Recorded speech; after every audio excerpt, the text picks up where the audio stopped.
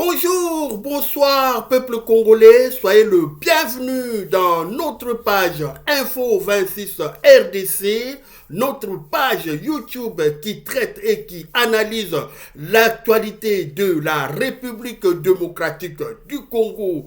Et aujourd'hui, la grande actualité, la grande nouvelle, c'est l'accord de Doha enfin entériné entre les deux présidents de la République démocratique du Congo et du Rwanda sous l'œil vigilant de Donald Trump, président des États-Unis, avec 9 présidents témoins des événements. Nous allons analyser et nous allons traiter cette actualité à chaud. Qu'est-ce qui s'est passé exactement à Washington sous tension, des méfiances, parce qu'il n'y a pas eu poignée de main après la signature de cet accord. Merci de votre soutien continuel, merci de votre disponibilité, merci de nous faire confiance comme d'habitude, merci encore une fois de votre fidélité. Mwana Djambo sera avec nous pour nous faire le récit de cet grand événement historique qui s'est passé à Washington. Notre générique est là, nous n'allons pas tarder pour commencer notre émission. C'est parti!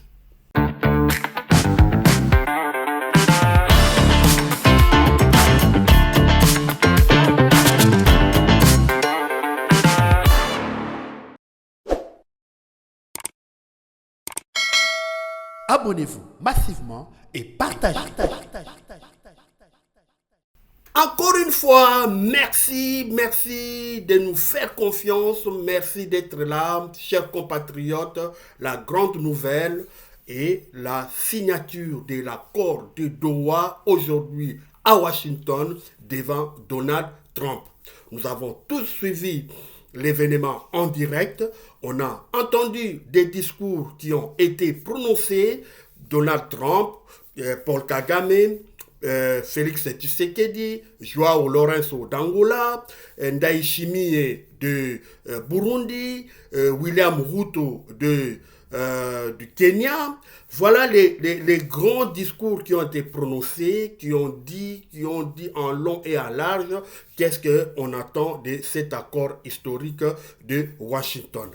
Toutefois, il n'y a pas eu poignée de main entre Félix Tshisekedi et Paul Kagame. Il n'y avait même pas de sourire pour dire que nous avons finalement fumé le calumet de paix. Il n'y a pas eu de sourire. Il y a eu cette grande méfiance qui dit long de la suite de cet accord. Est-ce que cet accord va vraiment être réalisé? Comme l'a dit le président burundais Ndayishimiye, s'engager c'est une chose, mais réaliser c'est autre chose aussi. Donc, voilà un peu ce qui s'est passé à Washington.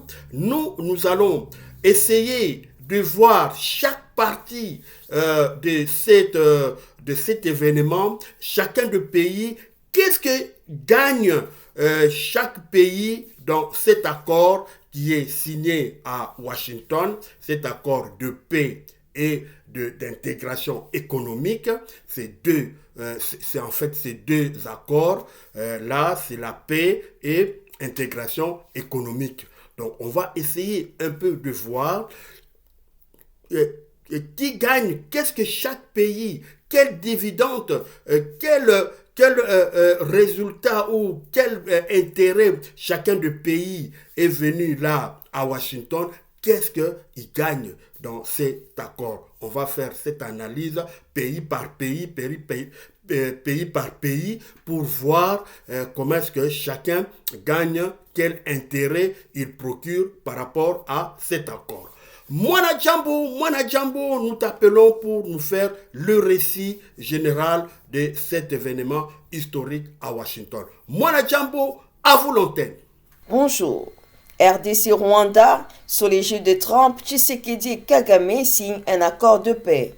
Donald Trump ainsi que le président de la République démocratique du Congo et du Rwanda, Félix Antoine Tshisekedi et Paul Kagame, ont signé jeudi 4 décembre 2025 à Washington un accord de paix alors que sur les terrains, d'intenses combats se poursuivent. Le président américain a parlé d'un grand miracle, tandis que le président congolais et rwandais ont eu un ton plus prudent. Ils n'ont échangé aucune poignée de main. Au moment de signer cet accord, le président du Rwanda, Paul Kagame, a averti qu'il y aurait des hauts et des bas dans l'application de ces accords de Washington. Son homologue de la RDC, Félix Tshisekedi, a salué le début d'un nouveau chemin qui serait exigeant et plutôt difficile. Cela va être un grand miracle, a déclaré Donald Trump en vantant un accord puissant et détaillé. Les deux dirigeants africains vont à l'avenir passer beaucoup de temps à se donner des accolades, à se tenir la main, a prédit Donald Trump avec son emphase habituelle, en assurant ainsi que tout le monde allait gagner beaucoup d'argent grâce à ces accords de Washington qui comportent une dimension économique. Rigel Miviri, chercheur à l'Institut congolais Ebouteli, contacté par l'agence France Presse, estime que cette cérémonie est le résultat d'une forte pression exercée par les États-Unis et ajoute, pour eux, l'essentiel est peut-être moins le contenu de l'accord que l'événement lui-même. La signature qui visait à formaliser les engagements pris en juin sous l'égide de Washington a eu lieu au siège de l'Institut Donald Trump pour la paix. Pour Info 26 RDC, Mwana Jambo, restez scotché pour d'autres informations. Aksanti sana, matondi mingi, mohakoze. Toi sakidila, Mwana Jambo, merci pour na reçu nandenge osalisi biso pour na ko ted sabiso banje oyo ezali na kati ya accord oyo ba signé kuna lelo na Washington. Ba anje ezali ebele toyoki ba discours oyo epesami ya Donald Trump, Félix Tshisekedi, Paul Kagame, Ndayishimiye ya Burundi, William Ruto ya Kenya, Joao Lourenço ya Angola, bango nyonso tout ba lobby sur cet accord. C'est aussi historique de voir un accord avec autant de témoins, et ce ne sont pas des témoins à Pambala, ce sont des présidents qui se sont déplacés, à part Ouganda qui a envoyé sa vice-ministre, sa vice-présidente, c'est elle qui a présenté Yoweri Museveni. Donc, bango nyonso batekalaki, bango moko baye en présence. On a vu, par exemple, pour le Togo, Tomoni Yemoko Yassingbe et Yadema étaient là. Pour le Kenya, il y avait William Ruto. Pour le Burundi, il y a Ndayishimiye. Pour l'Angola, Joao Lourenço. Pour l'émir du Qatar, il est là, son nom est compliqué, et aussi pour les Émirats Arabes Unis. Donc, Baronio surtout, Yaki, wana comme témoin. C'est quand même extraordinaire. Il y a comme on a un accord commun comme ça avec témoin. Il y a Makasi, et il y a Afrique, et il y a Moyen-Orient, bazaki présent nakati. Il y a quatre événements. En y ajoutant lui-même Donald Trump, une présence naïe, c'est quand même historique. Pour Nabiso, Tolingi, to décortiquer, moi, Moukier, angle, il y a intérêt, parce qu'entre les États, il n'y a que des intérêts. Président, on a, koki ko se déplacé, Pambate, Baya, na Washington, Soki, ça n'a intérêt, moko wanate, ko yate.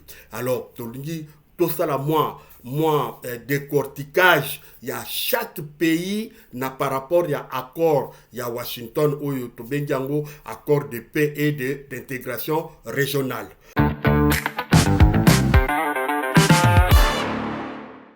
Tokobanda, Nanuna, États-Unis, Yemoko, pays organisateur.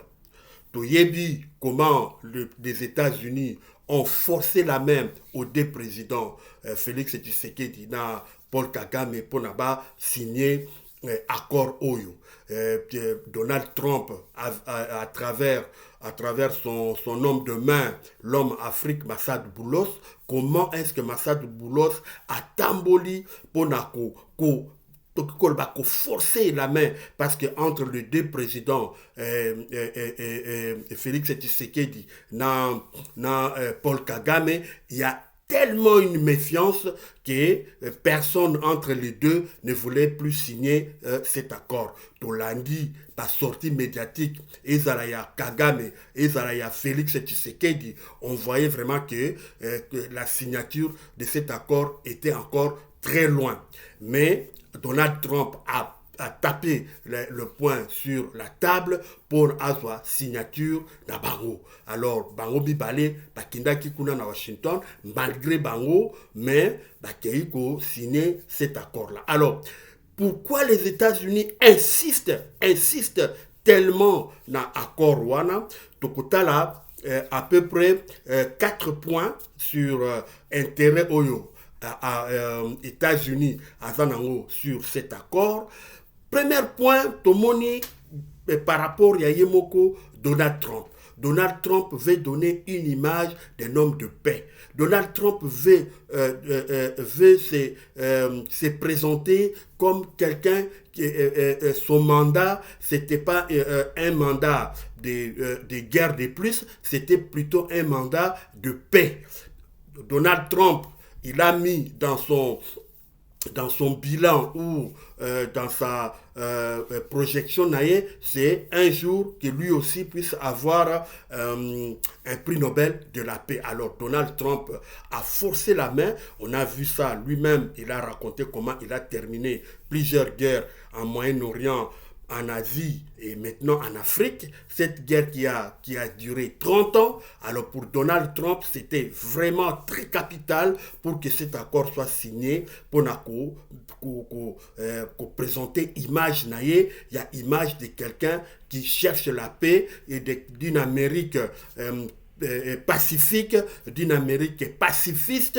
Donc voilà ce que Donald Trump veut donner en fait l'interprétation de l'apport de Donald Trump dans cet accord. Et on a entendu les discours de Donald Trump, et c'est là qu'il discours superlatif. C'était un discours où il contenait que des superlatifs, il contenait que des points positifs.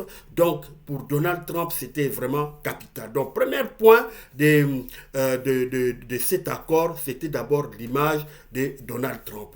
Deuxième point capital pour les États-Unis par rapport à cet accord, c'est l'intégration régionale. Les États-Unis veulent réimprimer présence, il y a États-Unis en Afrique centrale, parce qu'il y a cette guerre-là qui est entre la Russie et la Chine. Aujourd'hui, la Chine possède pratiquement 90% ou 90% des matières premières de la RDC et des matières premières très stratégiques qui fait que aujourd'hui la Chine puisse commencer à dépasser la puissance des États-Unis. Alors pour les États-Unis, ils voient ça de très mauvais œil. Alors c'est une occasion à travers l'accord où il va signer pour que les États-Unis puisse lui aussi venir mettre la main dans la richesse à Congo, minerai à Congo, pour que à Lukako diminuer l'influence y a Chine par rapport à la minerai où ils ont à Congo. Aussi, c'est la Russie.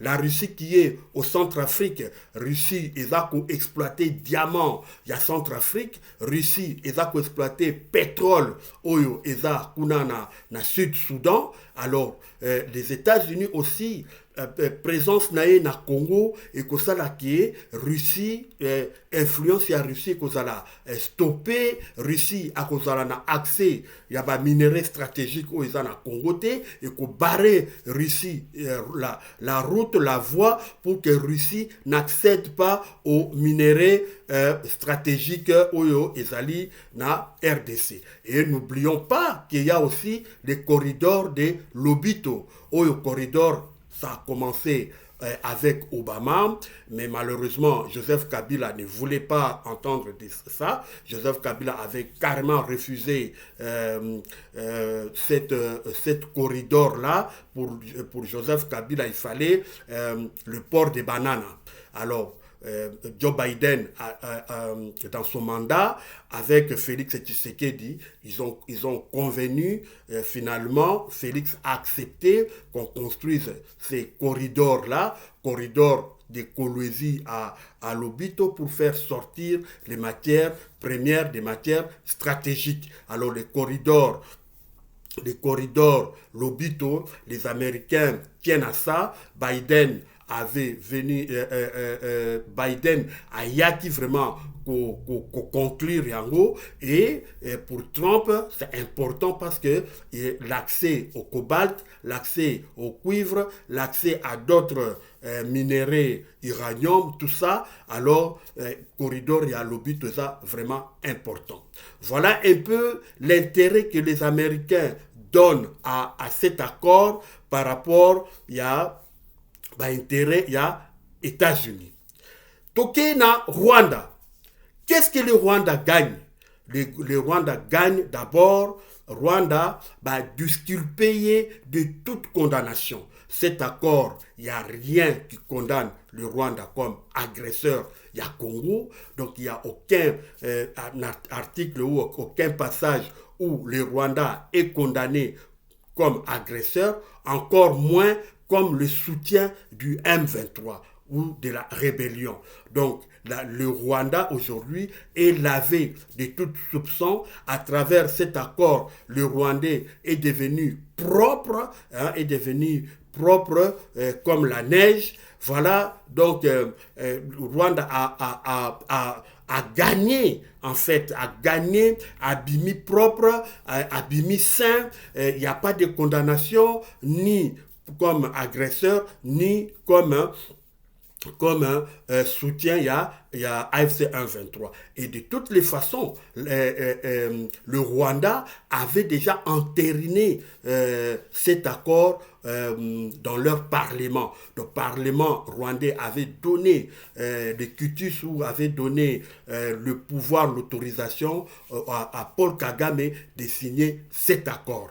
Donc, le Rwanda aujourd'hui sort gaillardi à travers cet accord. Non seulement le Rwandais est lavé de tout soupçon, longolier, sokolier, latissier et lamba ya pembe, abimi mosantu, nakati ya accord oyo, mais aussi le Rwanda permettre abanasko koko tapé azwa accès na minéraux na biso. Surtout que malgré que Félix Tshisekedi kuna na Serbie alobaki ke Rwanda na accord oyo Rwanda koko tango te soki a pesi conditions, mais ça sera très compliqué parce que les Américains ne viendront pas, ils vont utiliser le Rwanda pour chercher ces minéraux-là pour eux. Donc ça sera quand même compliqué. Aujourd'hui, le Rwanda est officiellement autorisé à entrer chez nous et à prendre des minéraux. Alors, troisième pays oyo a intérêt na kati ya projet oyo to ya accord ya Washington ezali le Burundi. Le Burundi, c'est l'unique soutien. Il y a Félix Tshisekedi na guerre contre l'AFC 1-23. C'est grâce à Burundi jusqu'aujourd'hui que la cité d'Uvira n'est pas encore tombée. Donc le Burundi aujourd'hui a donné ses militaires pour se battre aux côtés des FARDC et Bangode Moutou. Actuellement, en ce moment que nous parlons, il y a des violents combats bitumba makasi au Ezosale Makuna na Kaziba, Kadokota, Kamanyola. Alors, aviation burundaise, ils ont bombardé, drone, ils ont à partir à Burundi, ils ont bombardé. Voilà le soutien, l'unique soutien très fort au Félix Tshisekedi Azanango ezali Burundi Ndayishimiye. Burundi, comme nous le savons, c'est un pays pauvre. Alors Burundi profite de cette manne de la guerre oyo Félix Tshisekedi azako pesa pona kofuta basoda na ye ezako permettre Burundi et soit devise et soit nini financement oyo ezouta pa ya Félix Tshisekedi. Et encore Burundi akozape na possibilité ya accéder na ba carré minier oyo eza ebele na Sud Kivu, ba carré minier ya or, ya coltan, ya ba carré minier Burundi akozala na accès ya ba minéraux na biso. Donc voilà yépé na compte na ye azui avantage côté wana.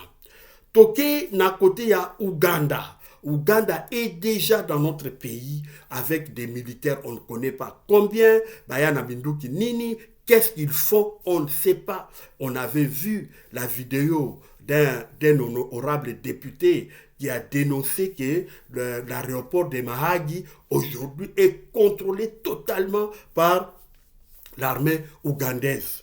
Les avions qui atterrissent et qui décollent, personne ne contrôle ce qui se trouve, ce qui contiennent ces avions-là. Donc voilà un peu l'Ouganda aujourd'hui, il est vraiment dans son monde à Ituri. Et combien de fois n'avons-on pas vu Mwana ya Museveni, comment est-ce qu'il a nargué des autorités congolaises, comment est-ce qu'il a nargué des généraux na Ituri. Donc aujourd'hui, l'Ouganda est en Ituri comme dans un pays conquis. Alors, avec cet accord, et qu'on peut essayer encore plus de toupé, plus d'atouts pour na atikara lisusu, encore plus na province ya Ituri, atanganza mande tolobana dingala, abota misisa pour ya ko continuer ko extraire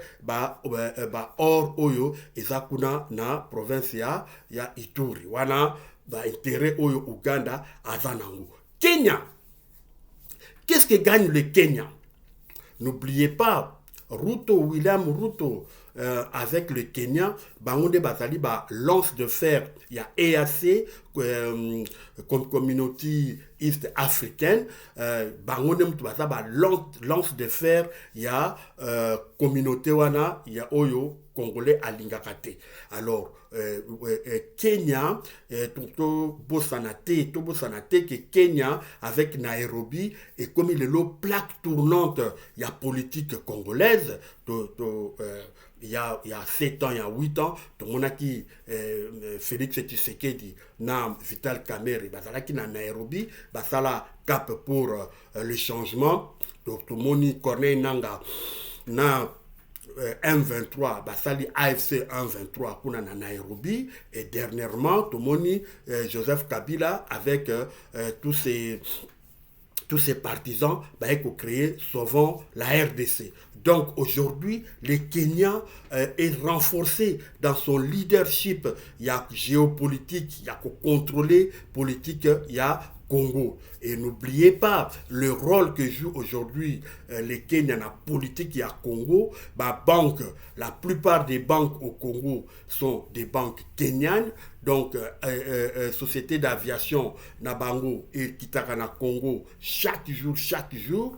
Donc, les Kenyans possède aussi un port, le port de Mombasa, parce que ce qui totali la configuration, il y a carte nabiso, tout le monde a ni le Burundi, ni le Rwanda, ni l'Ouganda ont accès à la mer.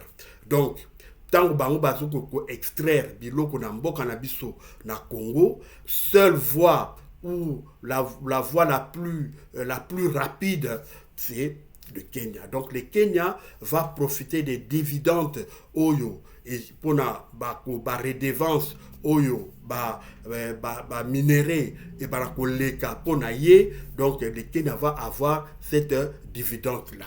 Donc voilà un peu côté wana, côté Kenya. Alors l'Angola, qu'est-ce que l'Angola gagne? L'Angola, d'abord, João Lourenço, il a été premier facilitateur, il y a conflit, il y a Congo. Ensuite, il a été président, il y a Union africaine. pour Joao aussi, c'est son image, c'est la crédibilité de son image en fait, qui est en jeu. Qui est en jeu, image naïe, image d'un homme crédible, d'un homme sérieux, d'un homme responsable. Donc, image, il y a Joao Lourenço, et c'est renforcé davantage à travers cet accord. Mais il y a aussi le corridor de Lobito, Oyekoguta, de Kolwezi à Lobito, parce que Lobito c'est à l'océan Atlantique. Donc, corridor Wana, ça va faire entrer des milliards dans la caisse Yangola. Donc, il a tout intérêt que cet accord puisse marcher, puisse fonctionner pour que y ait azoba dividende oyo et sengeli nango. Alors, pour la construction ça, le Congo, maintenant, qu'est-ce que gagne le Congo? Le Congo ne gagne rien du tout. Le Congo ne gagne rien du tout. Il est sorti de cette bourbier Washington vraiment très, très, très sale. Parce que les Congolais qui voulaient le Rwanda soit cité comme un agresseur, il n'a pas eu ça. Il voulait que le Rwanda puisse récupérer ses M23. Il ne les a pas eu. Il voulait qu'on cite les M23. On n'a pas cité les M23. Il y a dans aucune partie de l'accord où on a cité le M23. Donc les M23, aujourd'hui, les M23 sont considérés comme des Congolais qui se battent pour leur pays. Donc c'est un conflit congolais. Donc, moyen, Bakota et Zalité. Donc, voilà un peu notre pays a beaucoup plus perdu que gagné. Et Félix qui croit peut-être que en rencontrant Trump, son règne il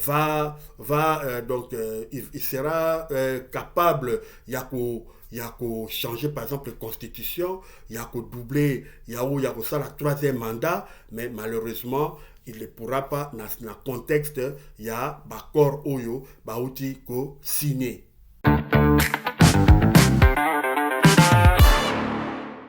Matondi mingi, toi ça qui dit la bundi, accenti, morakose, nandenge, bolandi, moi, analyse nabiso, tosali, na angle oyo tozui, intérêt nini chaque pays oyo, qui présent na Washington, qu'est-ce qu'ils vont gagner par rapport à accord de Washington, accord de paix et d'intégration. Merci encore, merci d'être nombreux, de nous faire confiance. Merci naba habitué nabiso, merci naba fidèle des fidèles nabiso, merci d'être toujours là, de continuer à nous soutenir de Tomonani Balasima pour na ba programme Mususu. Ciao.